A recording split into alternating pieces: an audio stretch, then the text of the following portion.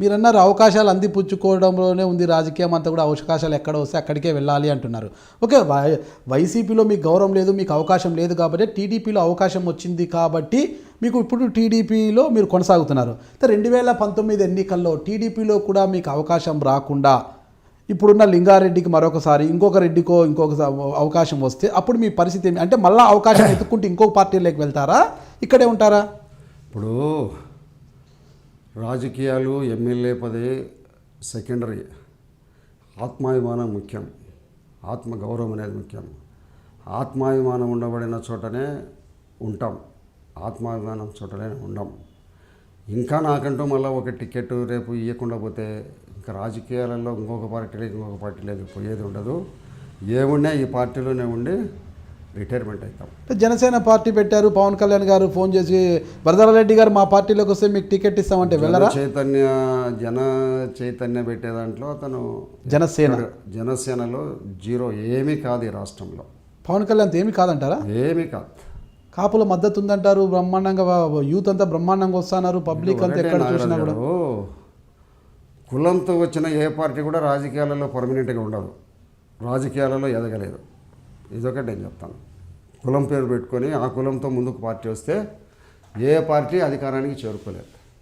YCP కులం పేరుతో వచ్చిందంటారా, ప్రజల మద్దతుతో వచ్చిందంటారా? వైసీపీకి అభిమానులు ఉన్నారు రాష్ట్ర వ్యాప్తంగా. రాజశేఖర రెడ్డి చేసిన మంచో చెడో దానికి సంబంధించి ఉన్నారు. రాజశేఖర రెడ్డి మీద పర్సనల్ ఇమేజ్ ఉన్న వ్యక్తులు ఇమేజ్ అన్ని కులాలలో ఉంది. ఒక కులం. మన పవన్ కళ్యాణ్ కూడా అభిమానం ఉంది కదా రాష్ట్ర వ్యాప్తంగా.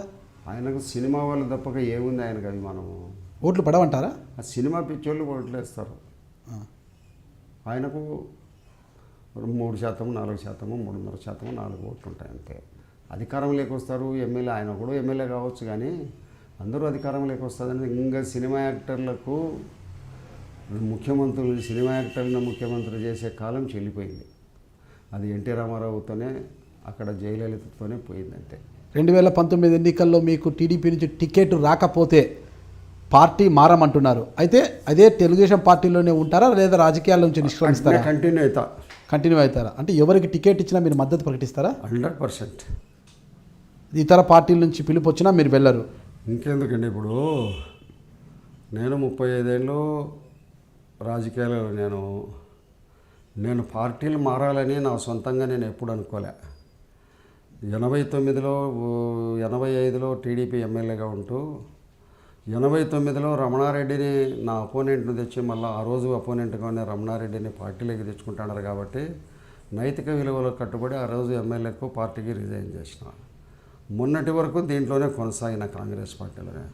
కాంగ్రెస్ పార్టీ పూర్తిగా పునాదులతో కూడా కూలిపోయింది కాబట్టి ఒక ఆపర్చునిటీ ఇది. ప్రజాస్వామ్యంలో ప్రజలకు ఏదైనా సర్వీస్ చేయాలంటే అదొక పార్టీ అండ అవసరం అనే దాంతో ఈ పార్టీ పిలుపు మేరకు ఈ పార్టీలోకి వచ్చిన. అంతేగాని ఇంకా ఎందుకు పోవాలంగా?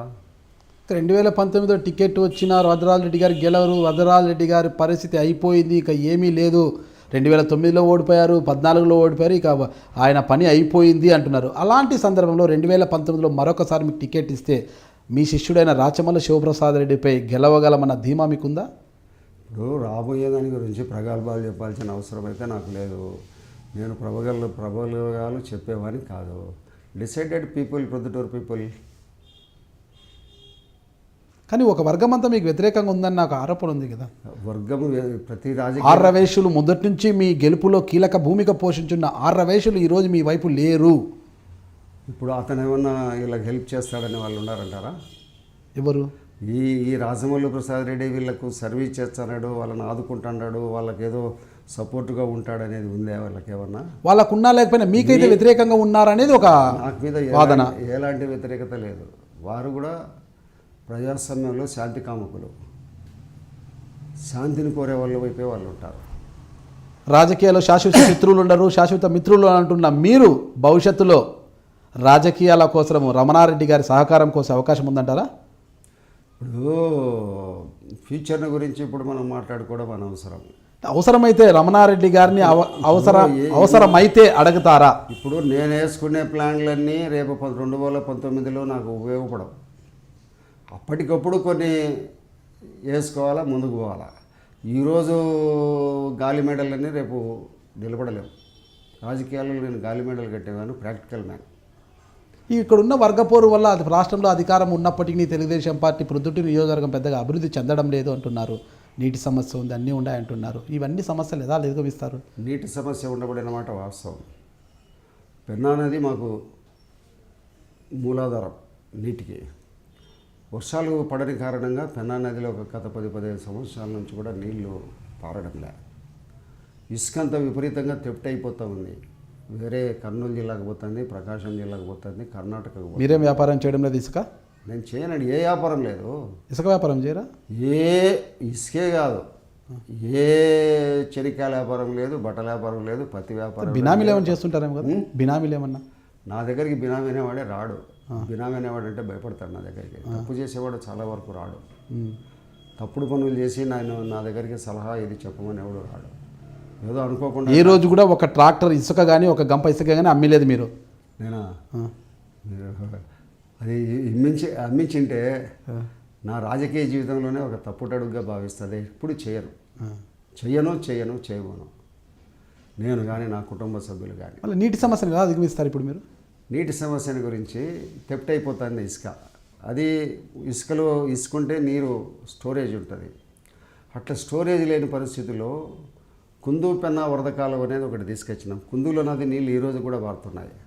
అక్కడి నుంచి ఒక కాలువను తీసుకొని వచ్చి 33 కిలోమీటర్ల దూరంలో పెన్నాలో కలపాలనే ఒకటి 2007లో ఒకటి ప్లాన్ చేశాం. దాని మీద 28 కోట్ల రూపాయల డబ్బులు కూడా ఖర్చు పెట్టడం జరిగింది. అది కొంతమంది రాజకీయ కారణాల వల్ల దానిని ఏదో చేస్తే నాకు మంచి పేరు వస్తుందనే ఉద్దేశంతో కొంతమంది కోట్లకు పోయి ల్యాండ్ అక్విజిషన్కు ల్యాండ్ ఇవ్వకుండా భూములను ఆపేశారు. అది కోర్టులో డిస్ప్యూట్ నిలబడిపోయింది. మళ్ళీ ఇప్పుడు ముఖ్యమంత్రి గారు 182 కోట్ల రూపాయలతో స్కీమ్ను శాంక్షన్ చేసినారు.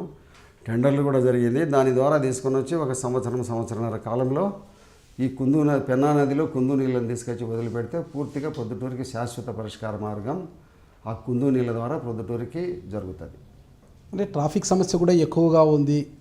నిజమే, ట్రాఫిక్ సమస్య ఎక్కువగా ఉంది.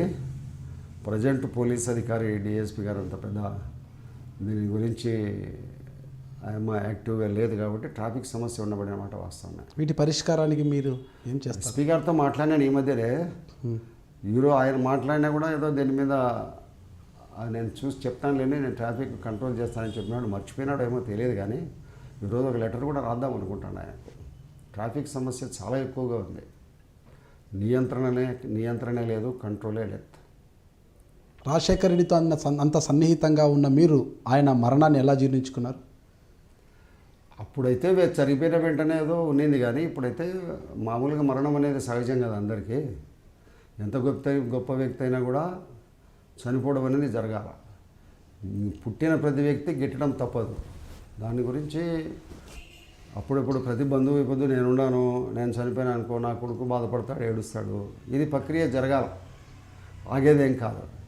ఇప్పుడు జరగకపోతే 5 ఏళ్ళకి జరుగుతుంది, 10 ఏళ్ళకి జరుగుతుంది. ప్రక్రియ ఏమో కంటిన్యూ కావాల్సిందే, ఆపే ప్రసక్తి అయితే ఉండదు.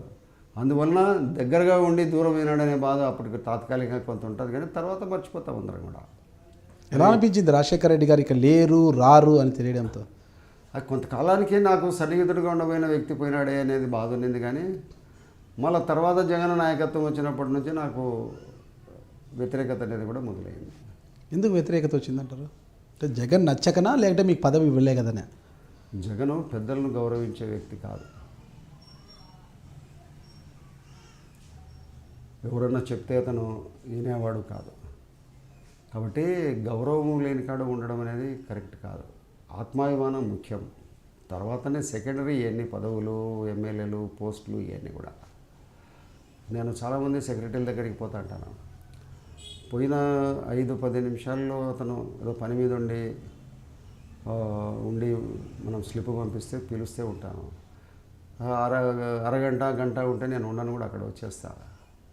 అతని కోసం కాచుకోవాల్సిన అవసరం ఏముంది? Self respect is more important. అంటే నా యొక్క స్లిప్ను వాడు నెగ్లెక్ట్ చేసినట్టు ఏంటి నాకు పని? వాడు పని మీద ఉండొచ్చు, పని మీద ఉంటే ఒకరు చెప్తారు, సార్ కొంతసేపు ఉండమని పిలుస్తానని. ఒకరు స్లిప్ పంపించినా కూడా పట్టించుకోరు. పట్టించుకున్నప్పుడు మనము వెయిట్ చేయడం ఎందుకు ఉండాలి అతని కోసం? ఆ పని లేకపోతే ఏమవుతుంది, అట్లా ఆత్మాభిమానానికి ఎక్కువ ప్రాధాన్యత ఇస్తారేమో. నేను మీ వరదరాజు రెడ్డిని, పొద్దుటూరు మాజీ ఎమ్మెల్యేను. మీరు చూస్తున్నాడు ఐటీ న్యూస్.